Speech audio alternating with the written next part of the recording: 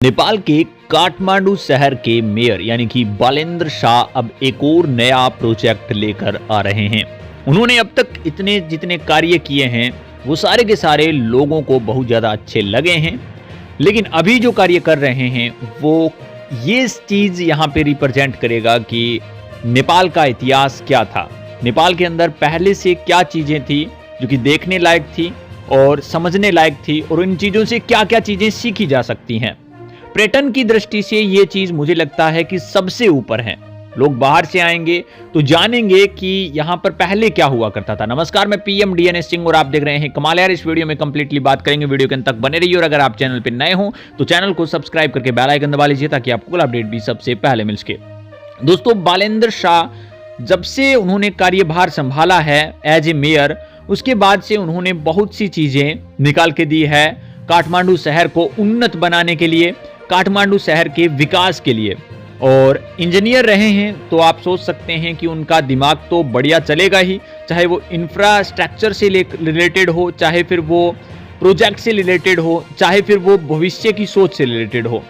दरअसल अभी जो यहाँ पे प्रोजेक्ट आ रहा है वो BMW प्रोजेक्ट है, और BMW के अंदर हम 10 ऐसी बातें करेंगे, 10 ऐसी इंपॉर्टेंट बातें जो कि यहाँ पे बालेंद्र शाह लाना चाहते हैं, और ऐसे कह सकते हैं कि सुसज्जित करना चाहते हैं नेपाल के काठमांडू शहर को, या फिर ऐसे कहें कि राजधानी को।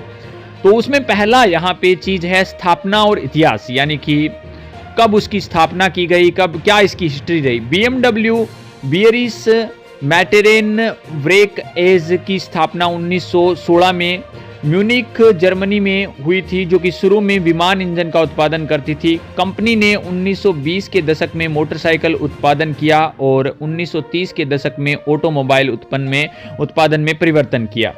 2 प्रतिष्ठित लोग थे इसके अंदर BMW लोगों, जिसे अक्सर राउडेल कहा जाता था। नीले और सफेद रंग के 4 चतुर्भुजाकार यहाँ पे काली अंगूठी भी पहना करते थे, और यह विमानन में कंपनी की उत्पत्ति का प्रतिनिधित्व करता था, जिसमें नीला और सफेद जो रंग थे वो कहीं न कहीं पुष्टि करते थे कि क्या इसका मीनिंग हो सकता है, किस तरह से ये चल सकता है।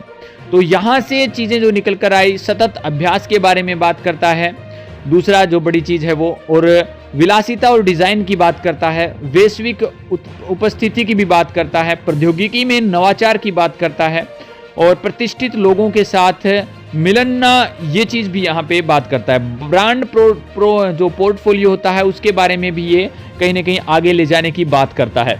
कुल मिलाकर बात करी जा सकती है कि डिज़ाइन करे जा रहे हैं जो काठमांडू शहर है उसके अंदर, और उसके अंदर हिस्ट्री को रिप्रेजेंट किया जा रहा है नेपाल की, और कई ऐसी चीज़ें लाई जा रही है जो कि लोग अवगत नहीं है उनसे, और बाहर से जो लोग आएंगे उनको तो बिल्कुल भी अंदाज़ा नहीं होगा कि इतना कुछ हुआ भी है क्या नेपाल के अंदर।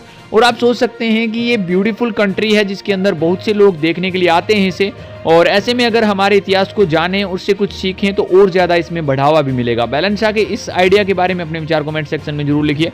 चलिए आज के लिए इतना रखते हैं, आगे कोई नया अपडेट मिलता है फिर आपके सामने हाजिर होंगे।